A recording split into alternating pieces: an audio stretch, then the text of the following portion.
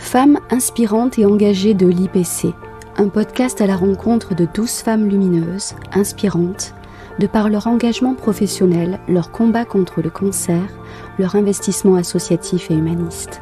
Elles sont artistes, patientes, aidantes, infirmières, chirurgiennes, médecins, cadres de santé ou administratives, mécènes, entrepreneurs ou encore présidentes d'associations.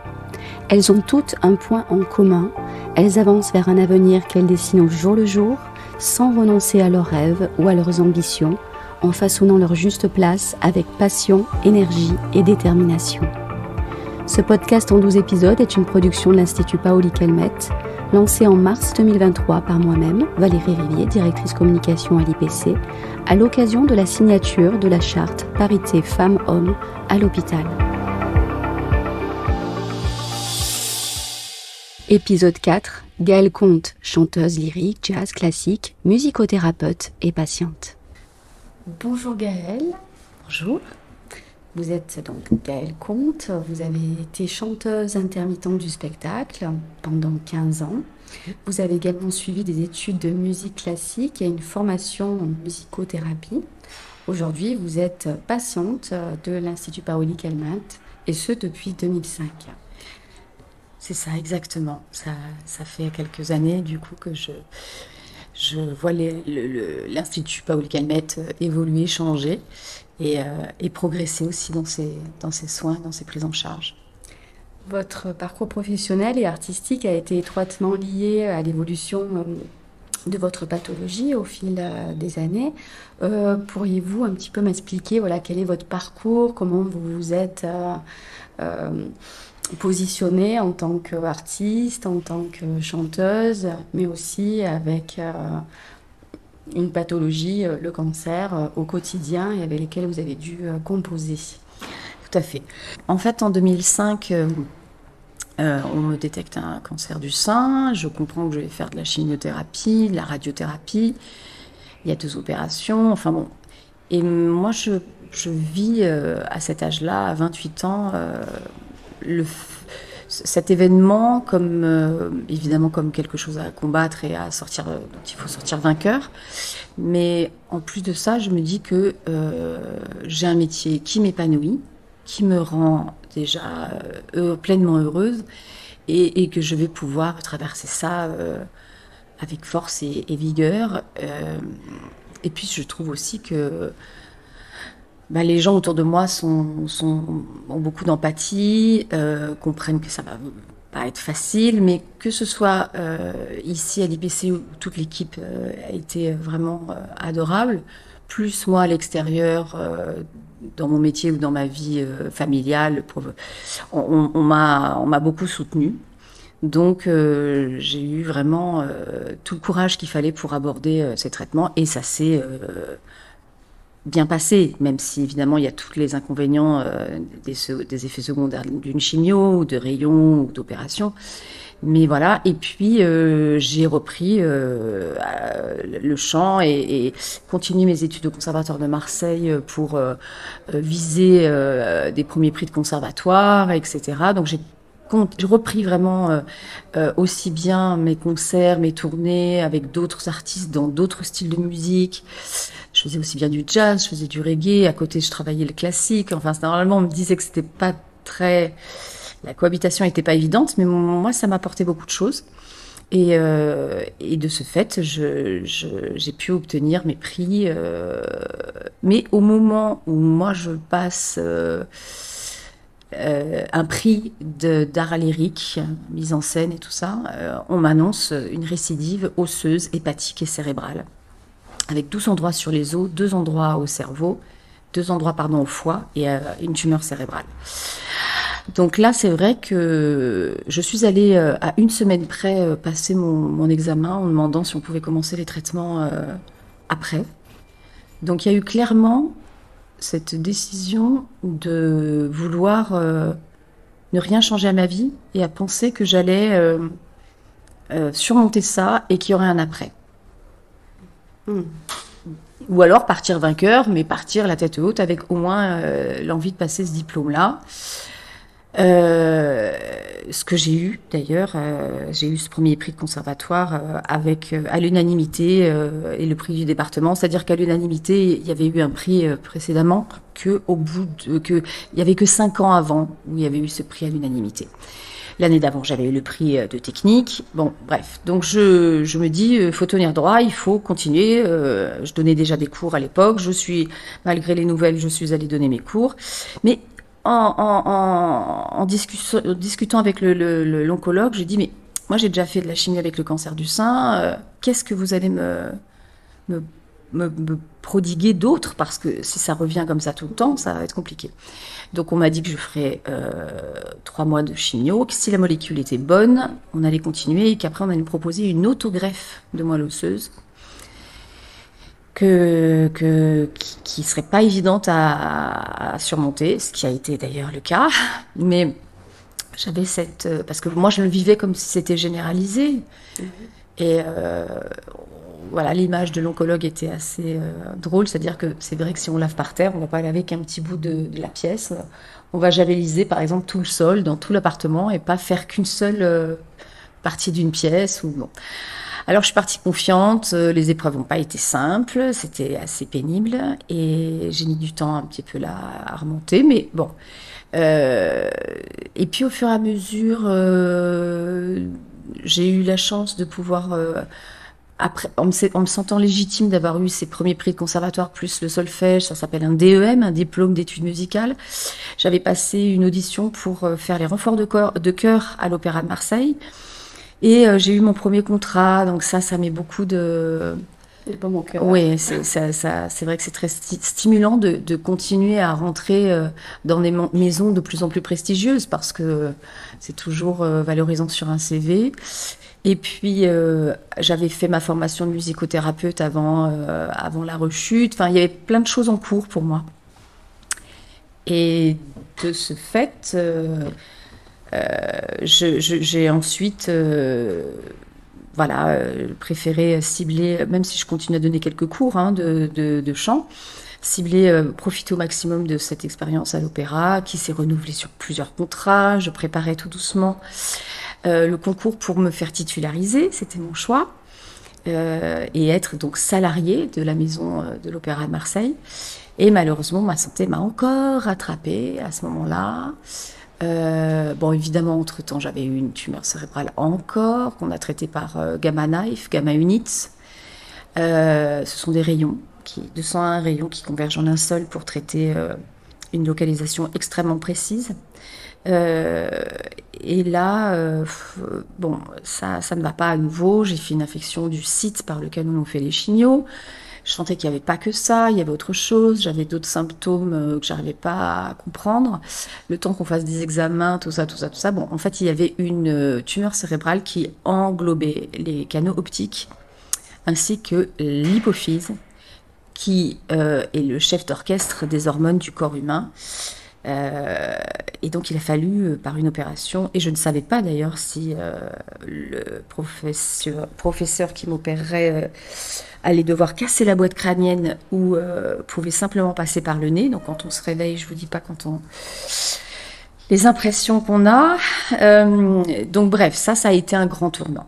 On m'avait dit précédemment à plusieurs étapes que ça allait être un tournant dans ma vie, telle chose, le cancer du sein, le ci, le là. Bon, moi j'étais toujours remontée en selle et je laissais parler. J'ai dit oui, mais moi je me sentais toujours un petit peu pleine d'énergie et tout, pas au-dessus d'autres personnes, mais toujours vainqueur en gardant toujours le moral, toujours un métier qui me plaît, toujours une vie, toujours dans la vie, toujours avec du peps, pétillante, voilà.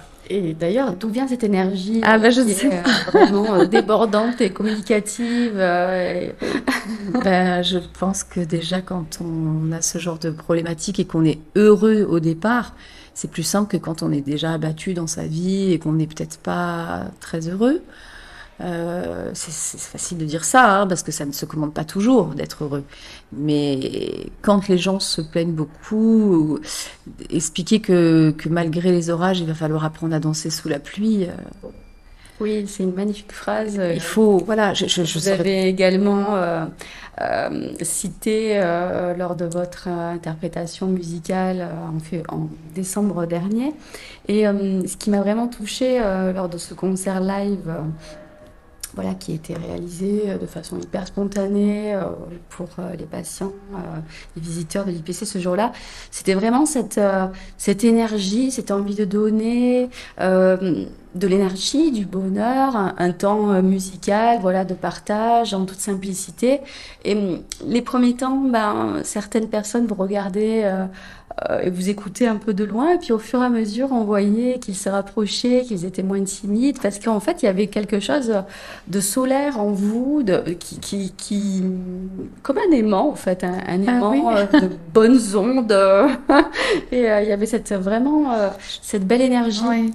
Je crois que quand on est bien en soi, on émane quelque chose de positif. Et du coup, ben, l'autre à côté, même s'il n'est pas super détendu, ben, moi je suis bien. Donc si tu as envie d'être bien, ben, soyons bien. Si tu n'as pas envie, voilà, moi j'ai envie d'être...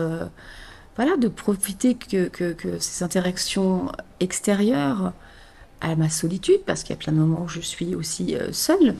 Mais ces moments-là, moi j'en profite pour que ça devienne des... stimulateurs d'énergie, des échanges positifs qui... Voilà, j'ai plein de moments pour me reposer et des moments où je suis dans mes lectures, dans mon piano, des films que je regarde, où je suis seule, où j'ai pas à fournir d'expressions particulières.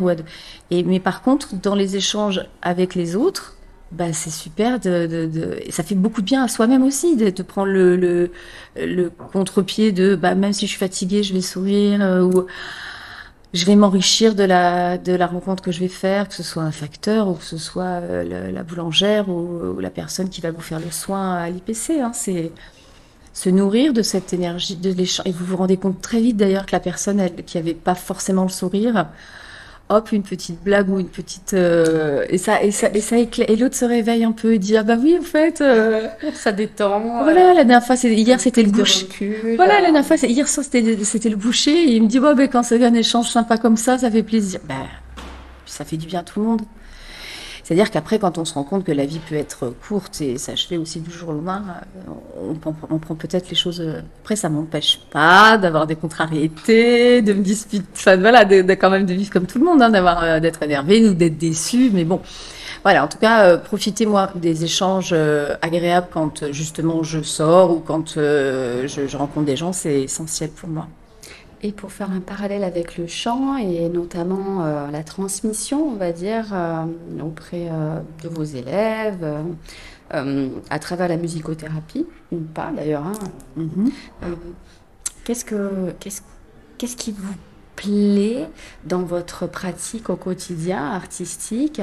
Qu'est-ce qui vous stimule? Qu'est-ce qui vous fait vibrer? Pourquoi aussi cette envie de transmettre et d'utiliser le canal artistique, musical, pour apporter du mieux-être aussi à d'autres personnes? Alors évidemment, actuellement, on a vu quelques vidéos, par exemple, là d'une dame en chaise roulante à qui on remet le lac des Cygnes et qui sait faire avec ses bras tous les gestes, puisqu'elle elle a Alzheimer, mais elle se rappelle de tout. Bon, là, on se rend compte qu'il y a des choses extraordinaires, des connexions qui restent, y compris pour les comptines avec des personnes comme ça qui ont perdu la mémoire, ou des choses qui reviennent. Pour moi, il y a déjà des phénomènes extraordinaires. Le bien-être tout court, de dire que la musique adoucit les mœurs, que ça soigne depuis l'Antiquité, que on sécrète des endorphines quand on chante, quand on pratique de la musique ou quand on en écoute. La transmission, c'était déjà quelque chose qui m'intéressait beaucoup. Transmettre, si en plus ça peut faire du bien, c'est génial. Si tout simplement ça éveille l'autre, c'est top. Et si on fait travailler le cerveau et qu'on apprend et qu'on s'enrichit à chaque fois, pour moi c'est merveilleux. Donc quel que soit l'âge, moi j'ai vraiment eu des plus jeunes, puisque j'ai fait aussi des ateliers pour les pour les plus petits. Oui, c'était en commun, hein, des ateliers et aussi bien je ne citerai pas son nom, mais une dame très âgée qui était organiste et qui avait envie de soutenir sa chorale parce qu'il n'y avait plus personne qui s'en occupait, donc qui prend des cours de chant à 80 ans. Donc j'ai eu tous les âges. Chacun a un besoin différent, chacun a une émotion différente. Et c'est thérapeutique, quel que soit l'âge, le moment ou ce que la personne vient chercher. Donc ça s'est mélangé du coup, moi, avec la musicothérapie. Il y a besoin de la musicothérapie dans la musique, il y a besoin de la musique pour la thérapie. Enfin, moi, j'ai remarqué vraiment que tous ces outils étaient essentiels pour moi pour faire un bon cours parce que à un moment, un élève peut être ému, à un moment, faut la prendre, cette émotion, ou au contraire la laisser nous traverser. Et puis moi, le plaisir pour la transmission simple et nette, de me rendre compte, et ce n'est pas du tout un reproche par rapport à tous les enseignants qui n'ont pas la chance d'être sur scène, mais pour ma part, avoir été en permanence sur scène, enseigner à côté, ça a été une vraie valeur ajoutée. Samedi soir, tu vois, quand j'ai fait essayer le micro sur scène, mais qu'il n'y avait pas le public, il fallait quand même chanter au maximum, parce qu'après la salle est pleine et que tu n'as pas fait l'essai vraiment avec ton micro comme il faut. Quand tu es en studio, pense comme ça, mets un sourire sur son visage, c'est plus tonique. Avoir fait du studio, tout ça, ça m'enrichissait en permanence et ça réoxygénait aussi beaucoup mes cours. Continuer, moi, à travailler ma voix aussi. Tu vois, voilà, avec la professeure avec laquelle j'ai travaillé, on a vu ça. Tiens, est-ce que toi, t'as pensé à ça? Regarde, quand tu fais comme ça, toujours mettre entre parallèles avec le vécu, ce qu'on est en train de travailler, et continuer à avancer moi-même pour progresser, certainement, ou continuer à m'enrichir et pouvoir toujours étayer mes cours de cet appétit que j'ai, moi, de toujours découvrir des choses. Et justement, est-ce qu'il y a des femmes dans votre entourage, que ce soit dans votre parcours artistique, personnel, médical, qui vous ont inspiré Tellement. ou des chanteuses, À plein de périodes de ma vie, il y a eu des différentes quand j'ai eu, parce qu'entre les deux, là, après avoir eu mon bac, je suis partie faire une école de jazz. Là, ce sont toutes les chanteuses de jazz qui avaient des vies et des passés très, très lourds, en souffrance, en maltraitance, j'ai cru longtemps qu'il fallait avoir souffert pour faire de la bonne, avoir une voix vraiment qui a quelque chose à dire, mais c'est pas toujours le. À chaque période, telle femme ou telle histoire. Mais ça peut être Simone Veil, comme ça peut être Simone de Beauvoir, comme ça peut être des chanteuses, Maria Callas, comme ça peut être. Je veux dire, chaque période, je peux m'intéresser à tel parcours ou à tel. Ou toutes ces chanteuses aussi, qui, puis parlons de la variété française. Amel Bent, c'est une jury, parce que de temps en temps, je regarde pour voir, tiens, est-ce que tu aurais dit la même chose que ces jurys qui viennent d'entendre telle personne se chanter? Elle expliquait son endurance dans ces différentes auditions, genre 2 ans d'auditions ratées, et elle allait lâcher. C'était sa dernière audition et on la prend. Jusqu'où faut tenir, jusqu'où faut. Enfin voilà, c'est pas facile. Moi, le chant m'a toujours fait du bien et je reste persuadée que ça provoque vraiment un massage vibratoire intérieur qui de toute façon fait du bien au corps. C'est sécréter des endorphines, c'est leur du bien-être, du rire, du plaisir, Donc voilà, après il y a tellement de choses à dire. D'artistes spécifiques, je crois que ça dépend vraiment des périodes. D'artistes qui m'auraient inspiré ou qui... En fonction des périodes de votre vie, des complètement. inspirations du moment, des rencontres, des voyages. Ouais, complètement, vraiment.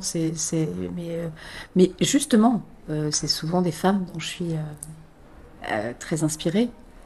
C'est souvent des combats, des femmes qui sont remontées voilà, ou tout simplement qui ont été tenaces dans leur choix et dans leur détermination. Et pour faire la relation entre toutes ces périodes de maladie que j'ai pu vivre, indépendamment du fait que j'ai toujours trouvé que j'étais extrêmement bien prise en charge à Paoli Calmette, et c'est vraiment pas pour vous jeter des fleurs, hein, j'ai fait donc beaucoup d'autres hôpitaux parce que ailleurs on soigne autre chose, là on fait ça, là on fait ça. J'ai beaucoup de chance d'avoir eu l'IPC sur mon chemin. Et je pense que s'il y a encore un chemin aujourd'hui, c'est grâce à l'IPC. La chance que j'ai de vivre en France, ça a été déjà le dépistage, la prise en charge et la gratuité des soins. Parce que je crois très sincèrement que si j'avais été dans un autre pays, on ne m'aurait peut-être pas décelé cette problématique, encore moins prise en charge, ou prise en charge peut-être, mais je n'aurais pas eu le budget, moi, pour avoir la chance de subir tous ces traitements. Subir, ça va difficilement dans la même phrase que chance, mais là, c'est une chance. C'est une chance de pouvoir avoir accès à tous ces traitements, parce que moi, je suis consciente que 3 gamma unités pour les tumeurs au cerveau, les différentes chimios, parce que comme après ça revenait, j'ai eu des essais protocolaires, j'ai fait différentes, ça marchait plus, il fallait réessayer d'autres choses. Donc, bon, les gens qui ne se rendent pas compte de la chance qu'on a, je pense qu'il faut aller voir ailleurs et revenir en courant. Et je croise les doigts pour que les générations suivantes aient la même chance. La même prise en charge et ces acquis sociaux, on ne se rend pas compte. Mais voilà, et à tous les mécènes qui souhaitent donner à l'IPC, c'était évidemment bien employé, enfin, en tout cas pour une prise en charge comme la mienne, ça a été merveilleux. Est-ce que Si vous aviez un message voilà, à transmettre aux patients, aux patientes et à l'ensemble des femmes, on va dire, qui font l'IPC, ouais. À la fois les patientes, les artistes, les mécènes, les soignantes, le personnel administratif. On a pas tous les jours la pêche, avec ou sans traitement. On a des déceptions, on n'a pas toujours l'endurance lors des traitements, on a des hauts et des bas, et on a des échecs, on a du mal aussi à se dire faut recommencer, ou j'ai raté mon permis, t'inquiète pas, ma maman elle me disait le soleil se lèvera demain matin, tu vas réessayer. Bon, c'est sûr que quand on est habitué à se dire faut pas lâcher, c'est une autre éducation que on va pas s'en sortir. Donc optimiser dans le positif toutes les pensées, c'est déjà mettre des chances de son côté. Beaucoup d'amis ou de connaissances sont revenus vers moi en me disant toi t'as vécu ça, tiens ça me tombe dessus, qu'est-ce que tu suggères, comment tu vois les choses, tout ça. Moi j'ai fini par proposer un petit conseil par jour, c'est-à-dire trouver une chose par jour qui vous fait plaisir. C'est pas forcément dans la consommation que l'argent ou autre, mais ça peut être manger une glace, prendre un rayon de soleil à un endroit parce qu'on s'est promené en forêt, se dire j'ai eu 1 heure où j'ai bouquiné, j'étais trop bien, j'étais dans mon lit, personne m'a rien demandé, trouver un plaisir par jour ou projeter au maximum le futur week-end où on va voir de la famille, où on va voir ses amis, être toujours dans allez, il y a eu ça aujourd'hui, ça m'a fait beaucoup de bien, demain je vais faire ça, ça va me faire trop du bien, après-demain je vais aller nager, je vais aller à la piscine municipale, ah super il fait beau maintenant, je peux aller nager tous les jours, trouver quelque chose qui nous fait du bien, soit pour le jour qui vient d'arriver et on se dit ça c'était trop bien, et le lendemain qu'est-ce que tu vas faire qui va te faire du bien, voilà.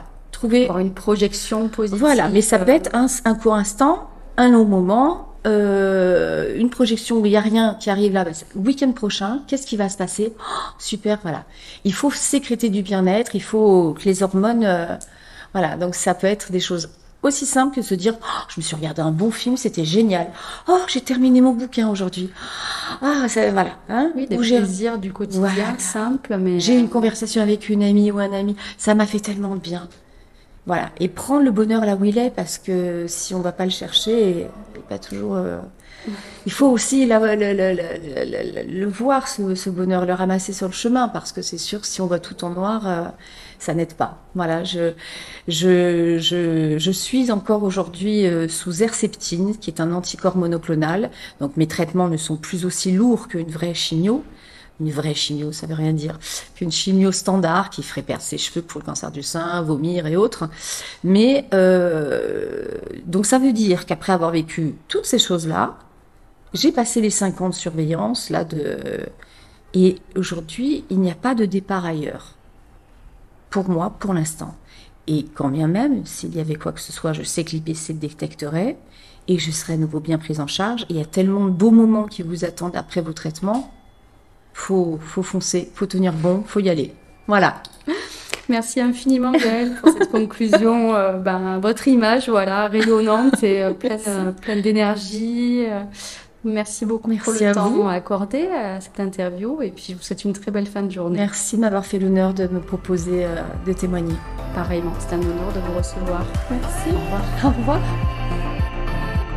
Je remercie chaleureusement notre invité de ce jour pour son propos stimulant et motivant. Un grand merci à nos auditrices et auditeurs pour leur écoute bienveillante. Si le podcast vous a plu, faites-le savoir autour de vous en laissant des avis et un maximum d'étoiles. Merci, à la semaine prochaine.